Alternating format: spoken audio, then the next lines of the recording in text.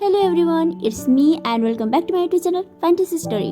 सो आज हम अपने Wangshan police but love in villain heart के नेक्स्ट पार्ट को एक्सप्लेन करने जा रहे हैं। होप आज का पार्ट आप लोगों को पसंद आएगा। तो चलिए हम आज का पार्ट शुरू करते हैं। जैसे कि हमने अपने लास्ट पार्ट में देखा था कि वांगजी शाओशिनचैन को गोली मार देता है और तभी वहाँ पे विंग पहुंच जाता है और उसे भी खुद नहीं पता था कि आखिर वांगजी ने शाओशिनचैन को गोली मारी क्यों। हम कुछ समय पहले का सीन देखते हैं और ये कहानी शाओशिनचैन की साइड से थी। जब शाओशिनचैन विंग के लिए हैंगओवर की सूप लेके आता है तो वो विंग को पूरे घर में इधर उधर ढूंढने लगता है, लेकिन विंग उसे कहीं नहीं मिलता।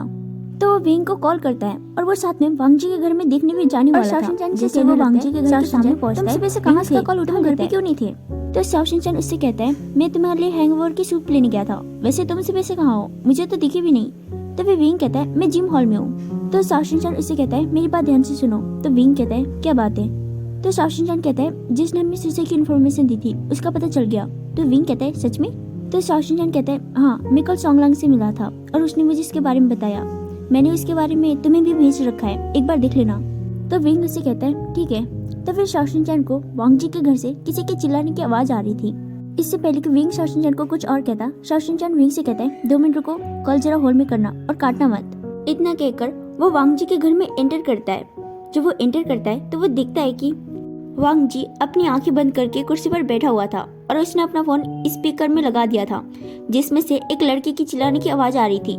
उसी रिकॉर्डिंग में छियांग उस लड़के को मारते हुए कहते हैं माफी मांगो।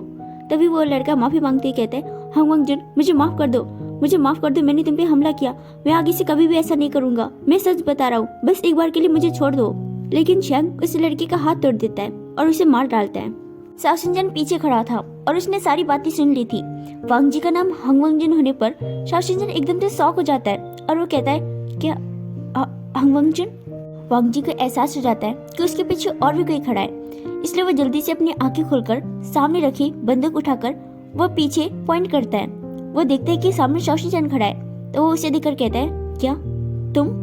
शाओशिनचैन को अपने कानों पर बिलीव ही नहीं हो रहा था। इतने दिनों से वो जिन लोगों के साथ रह रहे थे आखिर वही हांग वांगजुन है। वो वांगजी की ओर देखते हुए कहता है लैन वांगजी, तुम और हांग वांगजुन? तो वांगजी से कहता है ये हमारा रूल है कि कोई हमारा फेस नहीं देख सकता। मैं तुम्हें मारना तो नहीं चाहता, लेकिन तुम्हें मरना पड़ेगा। तो शाओशिनचैन कहता है लेकिन तुमने मेरे सवाल का जवाब नहीं दिया, क्या क्या तुम ही हांग वांगजुन हो? ऐसा कहकर वो चुपके से विंग का कॉल होल्ड से हटा देता है। तो वांगजी से कहता है हाँ, और ऐसा कहकर वो उस पर गोली चला देता है। अब हम वापस प्रेजेंट का सीन देखते हैं, जहाँ पर विंग चिल्लाते हुए कहता है लैनजन, मैंने बोला तुमने शाओशिनचैन पर गोली क्यों चलाई? वांगजी विंग के ऊपर गन पॉइंट करते हुए एक स्ट्रेंज फेस के साथ कहता है अब तुम्हें भी मरना पड़ेगा। इस बार वांगजी का फेस बिल्कुल भी वैसा नहीं था जैसे कि लास्ट तक जब उसने विंग के ऊपर गन पॉइंट किया था तब था। वांगजी से खुद के लिए ऐसा सुनकर विंग का हार्ट तो जैसे मल्टीपल पीसेस में टूट गया था और वो वांगजी की तरफ देखते हुए कहता है लैनजन, तुमने ऐसा क्यों किया? और ऐसा कहकर वो अपनी आंखें क्लोज कर लेता है, मानो वो लैनजन के हाथ से मरने के लिए भी तैयार हो। सब कुछ एकदम से शांत हो जाता है और हमें कुछ टाइम बाद विंग के नीचे फ्लोर पर गिरने की आवाज सुनाई देती है। इधर हम वेन चाओ को देखते हैं जो कि चिल्लाते हुए कहता है हांग वांगजुन, हांग वांगजुन, हांग वांगजुन, इतने टाइम बाद वो तुम्हारे सामने था लेकिन फिर भी तुम उसे नहीं मार पाए। तुम्हारे सामने होते हुए भी तुम उसे कैसे नहीं मार सकते? तो उन सारे बाइकर्स में से एक कहता है वो अकेले नहीं था, उसके साथ एक और इंसान था। वेन चाओ हंसते हुए कहता है क्या क्या बोला तुमने? एक और इंसान? मुझे एक बात बताओ, तुम लोग कितने थे? 30, 40 या फिर 50? तुम 50 लोग होकर भी बस उन 2 लोगों को नहीं मार पाए। मैंने तुम लोगों को हांग वांगजुन को ढूंढकर मारने के लिए जितने भी पैसे पे किए थे वो सब वापस लेता हूँ। ऐसा कहकर वो सामने रखे हुए गिलास से पानी पीता है और वो कहता है हांग वांगजुन, कितने दिन बचकर रहोगे तुम और मुझसे कितने दिन छुप पाओगे? मोस्ट पावरफुल गैंगस्टर, लेकिन तुम्हारी सच्चाई तो पता चली गई। तुम ऐसे इंसान हो जो पीठ दिखाकर भागने वालों में से एक हो, लेकिन मैं तुम्हें जिंदा नहीं छोड़ूंगा हांग वांगजुन, ये मेरा वादा है। ऐसा कहकर वो इस गिलास को उनमें से एक बाइकर के ऊपर फेंक देता है। हम इधर सोंगलांग को देखते हैं जो किसी से कह रहा था हमारे पास ज्यादा कुछ इन्फॉर्मेशन नहीं है क्योंकि हांग वांगजुन और जेवजुन को आज तक किसी ने नहीं दिखा। भले ही वो गैंगस्टर हो लेकिन उनके सोर्स काफी स्ट्रॉन्ग है और बहुत सारे लोग ऐसे हैं जो उनके वफादार है और वो अपना मुंह तो वैसे भी कभी नहीं खोलेंगे। हमारे पास एक इंसान था लेकिन उससे भी हमें कुछ ज्यादा पता नहीं लगा, तो फिलहाल तो हमें इनके बारे में ज्यादा कुछ खास पता नहीं है। तो उसके सामने बैठा हुआ बंदा उससे कहता है, और कुछ नया जो तुम्हें कुछ ही टाइम पहले पता चला हो, और उसके बारे में क्या हुआ? तभी सोलंग कहते हैं, हाँ वो जिसने हमें शीशे की इन्फॉर्मेशन दी थी, ऑफ कोर्स उसका पता लगाया, लेकिन ये काफी अजीब बात है, जिसने हमें शीशे की इन्फॉर्मेशन दी और शीशे दोनों हंगमंगजिन के आदमी थे। कोई कैसे अपने बॉस को धोखा दे सकता है?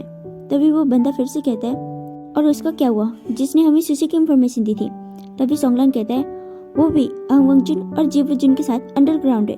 जब से उन दोनों का कुछ पता नहीं है तब से उसका भी कुछ पता नहीं है।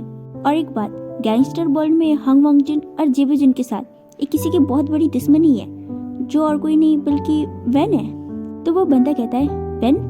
तो सोंगलांग कहता है, हाँ, जहाँ तक हमने रिसर्च किया है तो उससे ये पता चला है कि हंगमंगजिन और जीवजिन के पिता ने किसी बात को लेकर वेंडुलान के राइट हैंड को गोली मार दी थी, जिससे वेंडुलान गुस्सा हो गया और उसने जीवजिन और हंगमंगजिन के डैड को भी मार दिया था, जिससे दोनों फैमिली में दुश्मनी पैदा हो गई। और हमें पता चला है कि वेंडुलान की कुछ टाइम पहले ही डेथ हो गई है। मुझे लगता है इसमें हंगमंगजिन और जीवजिन का हाथ हो सकता है, जबकि वेंचाओ चाहता नहीं था कि इसमें पुलिस इन्वॉल्व हो, तो उसने इन सब बातें से इनकार कर दिया। तो वो बंदा फिर से कहता है, वेंचाओ ये तो वही है ना, वो ड्रग स्मगलर जिसे हम भी आज तक नहीं पकड़ पाए। तो सोंगलांग कहता है, बिल्कुल सही बोला, वो खुलेआम ड्रग्स और इलीगल तरीके से हथियार बेचता है, लेकिन पुलिस उसका कुछ भी नहीं बिगाड़ पाती, क्योंकि वो है ही इतना बड़ा और उसके सोर्स तो काफी बड़ी बड़ी है जो उसे फंसने नहीं देंगे। जब लास्ट टाइम हमने उसकी क्लब पे छापा मारा था तो हमें वहाँ से कुछ नहीं मिला था, शायद किसी ने पहले उसे इन्फॉर्मेशन दे दी हो, जिसकी वजह से उसने सब कुछ साफ कर लिया। तो उसके सामने बैठा बंदा उससे कहता है, हंगमंगजिन और जीवजिन का क्या स्टेटस है? तो सोंगलांग कहता है, उनका थोड़ा डिफरेंट है, सब उनके नाम से डरता है, लेकिन फिर भी उनके खिलाफ कोई भी इलीगल चीजों को बेचने का या फिर ड्रग्स बेचने का नहीं है। मेरे ख्याल से उन लोगों का बिजनेस कुछ और है, और मुझे लगता है उन लोगों का दिखावटी कुछ और रियल में कुछ और है, जैसे कि वो लोगों ने नाम बदल के रह रहे हो, या फिर हो सकता है हंगमंगजिन और जीवजिन उनके नाम है ही नहीं, वो एक ऐसा नाम है जो सिर्फ लोगों को डराने के लिए है, और रियल में उनका नाम कुछ और है और वो उसी से सब काम करते हैं। लेकिन एक बात है, वो अपने पीछे कोई भी सबूत नहीं छोड़ते और वो सबको मार डालते हैं। इसकी वजह से हमें आज तक उनके बारे में वैसे भी कुछ पता नहीं चला। तो उसके सामने बैठा बंदा उससे कहता है, हाँ सही बोला, इतनी मुश्किल से तो हमें बस एक आदमी मिला था उसका, शीशे, लेकिन उसने भी सुसाइड कर ली। तो सोंगलांग अपने मन में कहता है, फिलहाल तो बॉस को इसके बारे में कुछ नहीं पता, और यही अच्छा होगा कि आगे भी उन्हें इसके बारे में पता ना लगे। तभी उसके सामने बैठा हुआ बंदा उसे कहता है, ठीक है तुम जा सकती हो। तो सोंगलांग कहता है, यस सर, और वो उस रूम से बाहर आ जाता है। नीहुइसांग बाहर सोंगलांग का वेट कर रहा था। सोंगलांग को देखकर नीहुइसांग कहता है, ब्रदर ने तुमसे क्या पूछा? तो सोंगलांग कहता है, उन्होंने बस हंगमंगजिन और जीवजिन के बारे में न्यूज़ पूछा, कुछ नया उनके बारे में। तो नीहुइसांग कहता है, क्या उन्हें? तो सोंगलांग कहता है, चिंता मत करो, उन्हें भी सुशी के बारे में कुछ नहीं पता। तो नीहुइसांग कहता है, ठीक है, और क्या तुम शाओशिनचान से मिली? तो सोंगलांग कहता है, हाँ, और मैंने उसको उसके बारे में बता भी दिया था, जिसने हमें सुशी की इन्फॉर्मेशन दी थी। तो नीहुइसांग कहता है, और क्या ब्रदर ने कुछ नए ऑर्डर्स दिए? तो सोंगलांग कहता है, हाँ, उन्होंने बोला कि जिसने हमें सुशी की इन्फॉर्मेशन दी थी उसकी हिस्ट्री के बारे में पता लगाओ। तो नी उससे कहता है, हिस्ट्री? तो सोंगलांग कहता है, हाँ, जैसे कि वो क्या शुरू से हंगमंगजिन के साथ है और उसने अपनी पढ़ाई कहाँ से कंप्लीट की, उसके बारे में और इन्फॉर्मेशन। तो नी उससे कहता है, ओह ऐसी बात है। अब हम तीसरा सीन देखते हैं, जहाँ पर वेंचिंग किसी को चेक कर रही थी। तभी उसके पास छियांग आता है और उसके साथ 2 बॉडीगार्ड्स भी थे। छियांग वेंचिंग को देखते ही कहता है, हेलो मैम, सॉरी टू से, बट आपको हमारे साथ आना पड़ेगा। मिस्टर लैन आपसे सुशी के बारे में फिर से कुछ पूछना चाहते हैं। तो वेंचिंग छियांग से कहती है, ओह मुझे माफ कर दीजिएगा, लास्ट टाइम मुझे पता नहीं था कि वो मिस्टर लैन है, बाद में मुझे डॉक्टर यानली ने बताया। पिछली बार की बदतमीजी के लिए मैं आपसे और मिस्टर लैन से माफी चाहती हूँ। तो छियांग कहता है, ओह हाँ क्यों नहीं, तो चलिए क्यों ना आप खुद ही मिलकर उनसे माफी मांग लीजिए, ये ज्यादा बेटर होगा। तो वेंचिंग उससे कहती है, ओह तो मिस्टर लैन कहाँ है? तो छियांग कहते हैं, बाहर कार में आपको वेट कर रहे हैं। तो वेंचिंग कहती है, ओह ठीक है, मैं डॉक्टर यानली को बता देती कि मैं बाहर जा रही हूँ। तभी छियांग कहता है, अरे नहीं, उनको बताने की कोई जरूरत नहीं है, आप चिंता मत कीजिए, वो कुछ नहीं बोलेंगे, मिस्टर लैन की जो बात है। तो वेंचिंग कहती है, ठीक है फिर तो चलिए हम आगे से चलते हैं। तो छियांग अपने मन में कहता है, आगे तो सीसीटीवी कैमरास होंगे। तो वो कहता है, नहीं पीछे चलते हैं ना, मेरा मतलब है पीछे से। वो क्या है कि आगे पेशेंट्स की काफी भीड़ होगी ना, तो हमें प्रॉब्लम हो सकती है, तो चलिए। तो वेंचिंग कहती है, ओह ठीक है, और ऐसा कहकर वो पीछे वाली साइड में आ जाते हैं। वेंचिंग चियांग से कहती है मिस्टर लैन कहाँ है? तो चियांग उसे कहता है ओह मिस्टर लैन आपकी कार में वेट कर रही है, अब जाइए ना। वेंचिंग कार के अंदर जाकर बैठ जाती है, लेकिन वहाँ पर वांग जी नहीं होता। इससे पहले कि वो चियांग को कुछ और कह पाती, उस कार में बैठा हुआ बॉडीगार्ड उसके मुंह कपड़े से बांध देता है और उसका फेस भी कवर कर देता है, जिसकी वजह से वो चिल्लाने की कोशिश करती है पर उसकी आवाज नहीं निकलती। तो चियांग कहता है चलो ये काम भी हो गया, लेकिन तभी उसे पीछे से कोई कहता है मिस्टर चियांग आप। चियांग हैरान हो जाता है कि कहीं उसे पता तो नहीं चल गया। जब वो पीछे मुड़कर देखता है तो वो कोई और नहीं बल्कि डॉक्टर यान ली होती है। वो स्माइल करके कहती है मिस्टर चियांग आप यहाँ पे, मतलब कुछ काम था? तो चियांग उसे कहता है ओह हाँ मुझे हॉस्पिटल में कुछ इम्पोर्टेंट काम था इसीलिए। तो यान ली उसे कहती है अगर आप कॉल कर देते तो मैं भी हेल्प कर देती। तो चियांग कहता है नहीं उसकी कोई जरूरत नहीं, वैसे आप यहाँ पे? ओह मैं डॉक्टर वेंचिंग को देख रही थी, वो फ्लोर नंबर 3 में वार्ड सी में उसका कुछ काम है इसीलिए। और यानली उस खड़ी कार को काफी ध्यान से देखने लगती है, उसे लगता है जैसे अंदर कुछ है। यानली को उस कार को ऐसे नोटिस करते देख चियांग हंसते ही कहता है ओह मैं तो आपको बताने भूल गया, वो मिस्टर लैन वांग जी सूसे के केस में फिर से डॉक्टर वेंचिंग से कुछ जरूरी बात करना चाहते हैं, इसीलिए वो अंदर कार में है। उम्मीद है इस चीज से आपको कोई प्रॉब्लम नहीं है ना? तो यानली हंसते हुए कहती है जी कोई प्रॉब्लम नहीं, आप इसे ले जा सकती है, उसका जो भी काम है वो मैं देख लूंगी। इतना कहकर वो चियांग की तरफ देखने लगती है। कार के अंदर से वेंचिंग सब कुछ सुन रही थी और वो यानली को आवाज देने की बहुत कोशिश करती है, पर तब तक यानली वहाँ से चली जाती है। चियांग कार में आकर बैठ जाता है और वेंचिंग को बेहोश कर देता है और वो लोग वहाँ से चले जाते हैं। यानली अंदर आकर बैठ जाती है और कुछ खोई खोई सी लगती है। तो जिनजिशन उसे कहता है क्या हुआ यानली? कुछ खास नहीं, पर आज फिर से मिस्टर चियांग यहाँ पे आए थे और मिस्टर लैन फिर से सूसे के केस में वेंचिंग से बात करना चाहते हैं, तो वो उन्हें साथ लेकर गए। मुझे बस चिंता हो रही है कहीं कुछ गड़बड़ तो नहीं।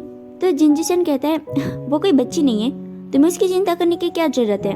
तो यानली जिनजिशन की तरफ देखते हुए कहती है अब आपको उससे क्या प्रॉब्लम है? तो जिनजिशन उसे कहता है मुझे क्या प्रॉब्लम होगी, मैं तो बस बोल रहा हूँ, वो खुद समझदार है, वो अपना ख्याल रख सकती है, तुम्हें बेकार में टेंशन लेने की जरूरत नहीं है। तो यानली उसकी तरफ देखती हुई कहती है हाँ शायद। वेंचिंग धीरे धीरे अपनी आंखें खोलने लगती है। पहले तो उसे सब कुछ ब्लर दिखाई दे रही थी, लेकिन धीरे धीरे उसे सब कुछ साफ दिखने लगता है। वो देखती है कि उसके आसपास चारों तरफ बॉडीगार्ड्स खड़े थे और सामने वांग जी था। वो हल्के से उठकर फ्लोर पर बैठ जाती है और सामने देखती है कि चियांग वांग जी के लेफ्ट साइड पे खड़ा था।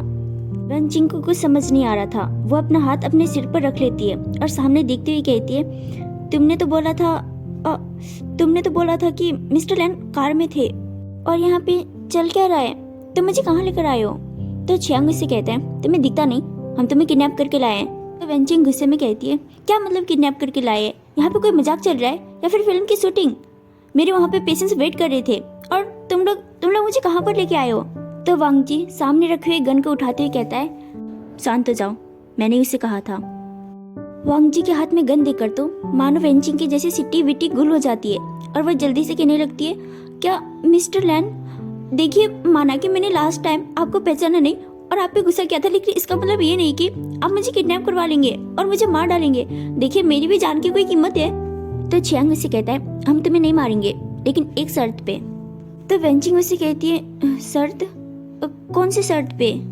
वांग जी चियांग को इशारा करता है और चियांग पैसे से भरा हुआ बैग वांग जी को दे देता है। वांग जी वो पैसे से भरा हुआ बैग वेंचिंग के आगे रखते हुए कहता है यहाँ पे जो भी हुआ या फिर जो भी होगा तुम बाहर जाकर किसी को कुछ नहीं बोलोगी। और एक बात, अगर तुमने मेरी बात मानी और जैसा मैं कहता हूँ वैसा किया तो ये पैसे तुम्हारे लिए, और अगर मेरी बात मानने से इनकार कर दिया तो मुझे तुम्हें मारने के लिए ज्यादा सोचने की जरूरत नहीं है। सो गाइस हम आज का पार्ट यहीं पे खत्म करते हैं। Hope you all like it. So अब हम मिलेंगे अपने नेक्स्ट पार्ट में, तब तक के लिए बाय एंड टेक केयर।